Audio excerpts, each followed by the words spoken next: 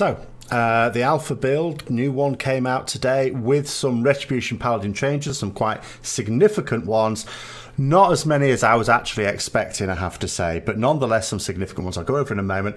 Two announcements, first of all. So there's going to be a live Ret Q&A, which I do every now and then. This Saturday is going to be at the normal time. So that's going to be Saturday at 7 p.m. UK time. Usually lasts for an hour and a half, something like that. It's going to be on my Twitch channel. And we're going to have Sol Sacra on that this Saturday, who is our senior theory crafter. The one who basically goes to Blizzard and explains what we want. So we'll be able to talk about lots of stuff BFA related, but again, it's the usual thing. You can talk about whatever you want. If there's a particular topic you want bringing up, but you're not going to be able to make it live and ask yourself, then put it in the comments below. That's a good way to get that done as well. Second announcement is, because there are a number of changes in this build for Ret Paladins, and it's getting closer to the state they want it in for BFA. There's been another survey done. This was looked at by the Blizzard developers last time, and they have indicated that they are interested in these things. So I'm going to put a link to it down below in the description. It's the same one if you're on the Paladin Discord that's been linked there as well. So please fill that one out. It is actually going to be looked at by the Blizzard developer who deals with Ret Paladins, so you can have your say on that one as well. So, I said that this would be a major build for Ret Paladins. It actually wasn't as major as I thought it was going to be, but there are still some significant changes. Now, in terms of baseline abilities, they buffed a few things and sort of changed another thing. Flash of Light has been buffed, hooray. But the key things are that both Templar's Verdict and Divine Storm have been buffed a bit as well. Obviously with Templar's Verdict, I don't think it's actual tuning just yet. Tuning tends to take place very late. I think what it is they needed to buff Divine Storm, but they still want to avoid this situation where you'd use Divine Storm on 2 targets, although it wouldn't now be as punishing if you did, and they've just eked up Templar's Verdict a little bit just to try and avoid that situation, but we'll have a look at that in a little while. But the biggest change is to Avenging Wrath. So, Avenging Wrath, 2-minute cooldown, lasts 20 seconds, buffs damage and healing by 35%. Aha, no. Buffs damage and healing by 20%, but it also buffs crit chance by 20%. So that's going to mean doing less straight up damage, except for the extra effects from crits, which I can't really quantify for you at the moment, although it's not going to compensate for the loss of 15% increased damage. That could, of course, make Crusade a little bit more appealing. The way it was simming in the last build, Inquisition was definitely ahead on that row, followed by Crusade, and then Divine Purpose lagging behind. I think there was, a suggestion made, not by a developer, I hasten to add, that maybe Divine Purpose could be moved. But, where it is at the moment, it's looking like being one that maybe wouldn't be taken by people who are min-maxing, unless something changes here, because Crusade and Inquisition continue to be much more powerful than Divine Purpose. But yeah, that's a very significant change for Avenging Wrath there. Now, there have also been some significant changes to a few talents. Divine Judgment being the clear one here. So what it did before is when you use Divine Storm, it would give you a stack for every target hit, and the next time you use Judgment, it would be increased by 10% per stack, and it could stack up to 10 times.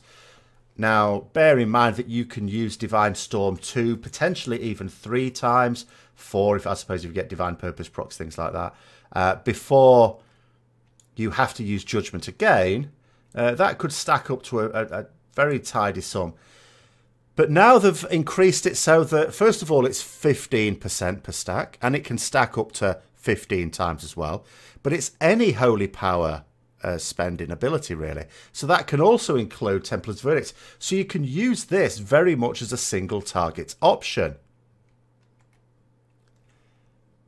They've also buffed the damage of Execution Sense a little bit. The debuff is still the same, 20% increased holy damage done for 12 seconds. But the actual damage of the ability, I think it's just to keep it, so it's very slightly more damaging than Templar's Verdicts there. They've also nerfed Hammer of Wrath a little bit in terms of the damage it does.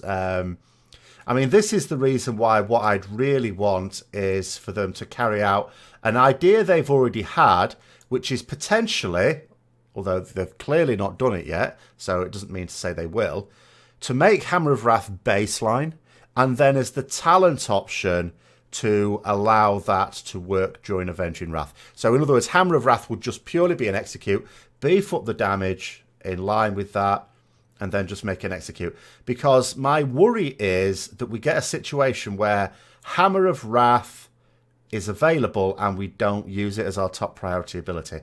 We should absolutely use it as our top priority ability. It's an ability that is only available for certain portions of a fight. It should be special. And there's a danger that it's not going to be at the moment. Wake of Ashes, the damage was buffed on this one. So that's a little bit of a damage there. Increase.